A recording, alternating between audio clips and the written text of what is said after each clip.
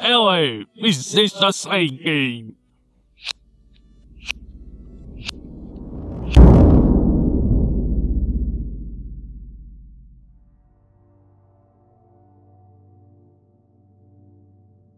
Hello, we're back! The keen-eyed amongst you will notice that we didn't do anything last month. There was no video, and that's because we were on holidays. We had an awesome time on holidays. We went away camping to the Swordcraft Quest event that we do every year. So it's a week-long LARP kind of thing. The rest of the month we just chilled out, relaxed, had a good time. It was so nice. We haven't had a holiday in probably about a year or so, and especially not a big one. We normally just take a week off, so it was fantastic. Rather than tell you about what we did, we took some footage and some photos, so check this out.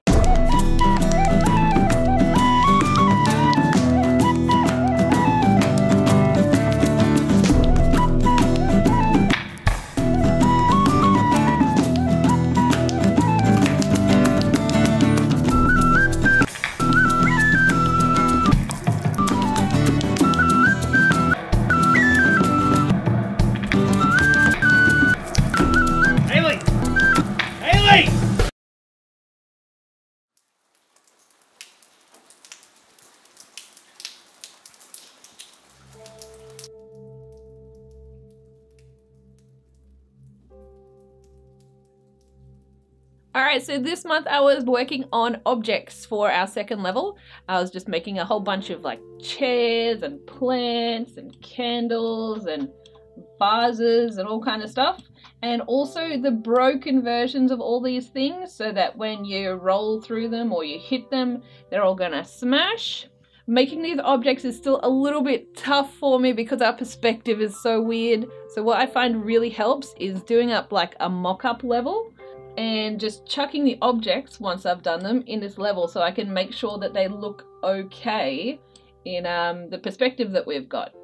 I also did some new tiles. You can see them here, just because our ones that we had before were too bright, maybe a bit too busy. So these duller colors are looking a bit better.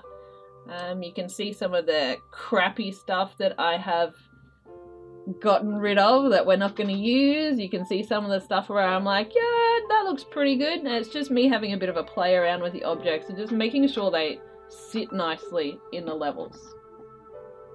So these objects are just about all finished. I'm just kind of going through and adding some final touches, like making them look old and dirty, like they've been sitting there for years and years and years. So like mold and moss and stuff, adding that kind of stuff onto them. So I have to do some enemies still for the first level and all the enemies for the second level and for the rest of the game. So I still have heaps of stuff to make. It never stops.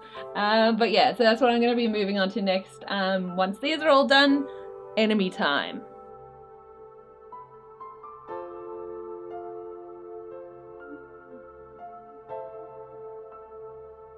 I'm just going to start it up so we can have a look. Yep. Alright? Yep. Just going to start her up. So this month I played around with some shaders. I'm not any good with shaders. So yeah, if you're thinking of asking me how they work, don't. Ask someone else because I'm terrible. I tend to sort of go on the net and go how to blur shader and then try to work out how to do it from there. But we've got once it starts up, I will show you. It's getting there. Once it starts up, I'll show you. But I've got basically a bloom shader as well as a couple of other little shaders. Like there is a desaturation shader and a blur shader. But the bloom shader is new and it's used when using special weapons and things like that. That it just basically blooms out the whole screen very, very briefly and then sort of rapidly comes back down. It's nice to have things like that I can just use when I need to. Makes it look a lot better too. I've got a couple of other shaders that do like full screen effects, so there is now like a purpley blue green haze that comes across the screen. I'll show you in a second. Come on! Oh, so ignore all the debug stuff. That's still going to be around for a while. Not sure if we can really see the haze at the moment. Let me just get rid of these idiots. Get out. Oh, that's right. I turned their health up for testing, so now they're impossible to kill. You can see it's a bit of a greeny haze coming in the bottom left of the screen there. and a couple other colours coming through. So that's the sort of thing that's happening. If I use my special ability, you will see a lot of bloom real quick. So here we go, boom, and then it rapidly ranges back down again. So that's one of the things that I worked on this month. Also did, there's a couple of special abilities now, status effects now get applied to the character and enemies. So things like burning, you can get set on fire. I'll show you the sprites for that one if I jump across here and turn on fire. So you can see, for example, there is a fire sprite, and then the fire can peter out and die. There's also a poison, and the poison can do the same. There's bleeding, and then you can stop bleeding or die, either one. There's fear, so fear has two components like the others with the smoke, but this skull actually hovers above the enemy, and the smoke appears behind them, but in here it looks like that. And when fear runs out, the skull shatters into a million pieces. And then you got friendship, which is, in other games you would call things like a charm spell or something like that, but in this we call it friendship because I think that's just, it's kind of cute. So I thought, well, yeah, we'll call it friendship. Apart from that, what else have I done this month? Oh, I did start putting in a bunch of fun variables and things like that on the back end that I'd sort of forgotten about doing, but it's things to set up main menus and graphics options and sound options. So that in the future, if you want to turn the bloom off, you can by just, you know, adjusting a slider. It's good to put this sort of thing in early rather than late, because if it's late, you have to go through every single place where you've used some sort of graphical effect and then add a variable in. I had a couple that I put in to start with, but I just needed a few more. Like, I didn't know I was going to have any bloom, so I was like, oh, well, put a bloom variable in there.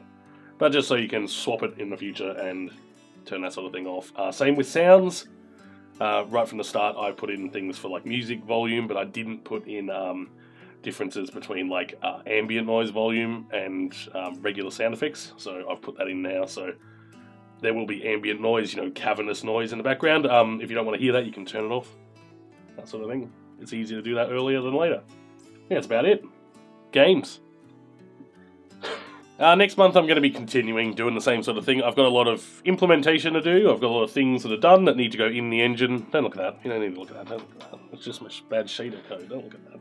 Apart from that, it's more of the same. More of the same. You know, it's making a game. It's things take time, and that's, I don't know. I don't have anything else to say there. This episode of Just Make Game presented in Batesy Vision. Major funding for this episode of Just Make Game was provided by Vin Hill, Tyler Heil, Roman Kovalev, Raf Bluffin, Jano, Ivan Makarevich, Jin Yang, Dennis Soy, Connor Bowen, Charlotte Harper, Bumper Car Studios, Ben Kersnowski, Batesy, Alan Pask, and viewers like you. Thank you very much for watching this episode of Just Make Game. We'll be back at the beginning of next month again with another episode for you. And don't forget, we've got live streams that we do throughout the month, sort of when we feel like it. You can watch them too if you want. Or not, like, it's your life.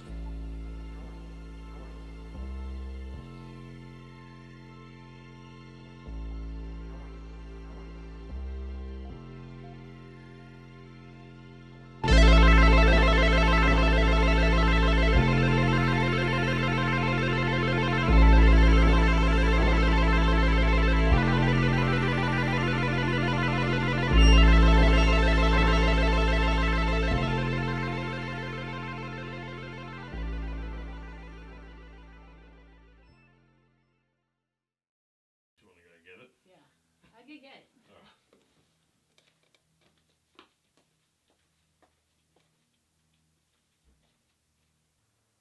Oh, actually, can you grab the design document as well? Oh yeah, I'll grab it.